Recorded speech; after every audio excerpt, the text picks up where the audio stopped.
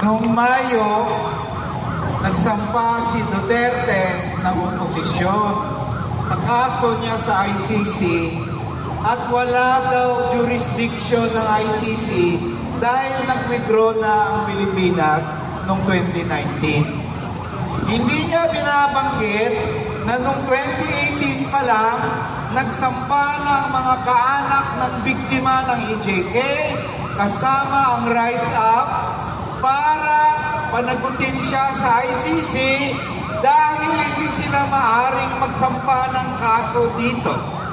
Kasi si Duterte ay immune from suit nung presidente siya at hawak niya ang kapulisan, ang mga investigador at ang mga piskal.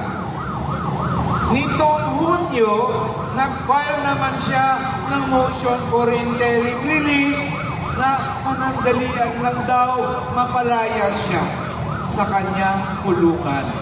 Delikado ang interim release ni Duterte dahil hindi lang kaya niya nang ikumpas kung lumaya siya ang atake sa mga kaanak ng biktima, sa mga abogado nila at sa mga testigo. Maliban dyan, maaaring tumakas na siya at hindi na babalik sa ICC. Nitong Hulyo, may nagsampa na naman siya ng motion na wag lang daw muna tingin yung motion niya for interim release. Nagbunga ng pagkaantala, delay at kalituhan sa maraming tao. Klaro na ang rason ni Duterte sa buwan-buwan niyang mga mosyon ay hindi lang para malito ang taong bayan, kundi maantala ang kaso at hindi na humantong sa paglilitis o sa trial. Bakit gusto ni Duterte na hindi na humantong sa paglilitis? Dahil alam niya na pag nagkaroon ng trial, matatalo siya.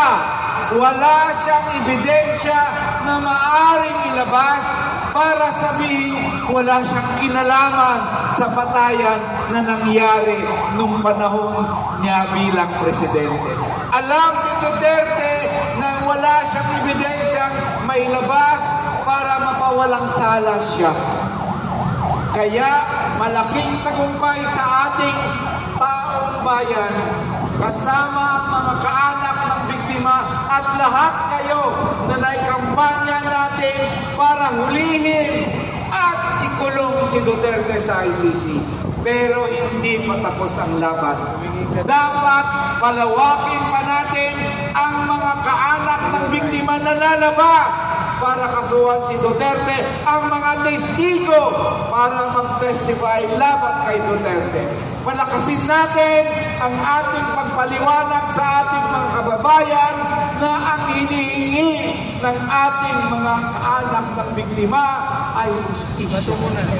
Dapat palakasin natin ang pagkondena kay Marcos sa patuloy na human rights violation, EJK, disappearance sa panahon ng rehimen niya.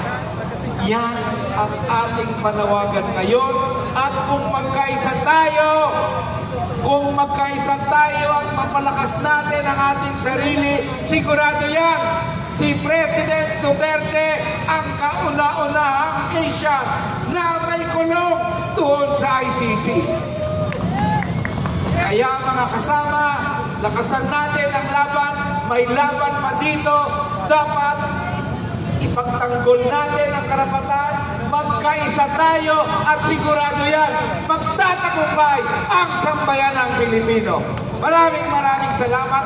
Mabuhay ang sambayanang Pilipino. Marcos!